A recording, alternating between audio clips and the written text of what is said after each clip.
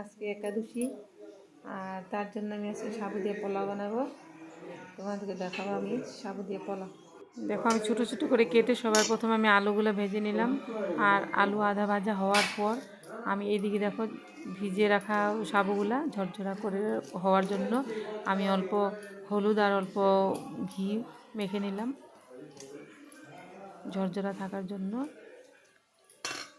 তারপর আমি যে আলুগুলো ভাজছি, আলুগুলো ভাজা হওয়ার পর আধা ভাজা হওয়ার পর আমি এখানে কাজু কিশমিশ আর বাদাম সব একসাথে দিয়ে দিব। অল্প লবণ দিয়ে দিলাম আর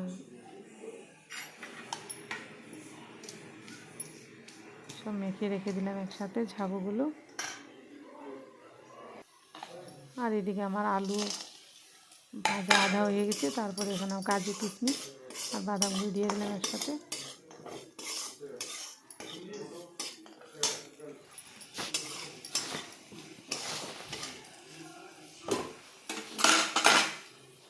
এখন আমার ভাজা হয়ে গেলে এখন আমি ঘি মাখা কাঁচা সাবুগুলো দিয়ে দিলাম। ভিজানো সাবুগুলো দেখো একদম ঝরঝরা হয়ে গেছে। অল্প ভাজবো আর এখন আমি দিয়ে দেবো এখানে চিনি। চিনি দেওয়ার পর অল্প লাড়াচাড়া করে অল্প ঘি দিয়ে আমি নামিয়ে দিব। দেখো আমার সাবুর পোলাও রেডি।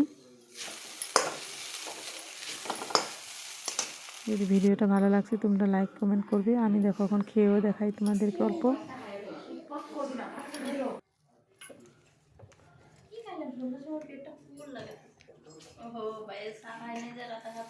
আজকে একাদশী, তার জন্য আমি এই রেসিপিটা দেখালাম তোমাদেরকে।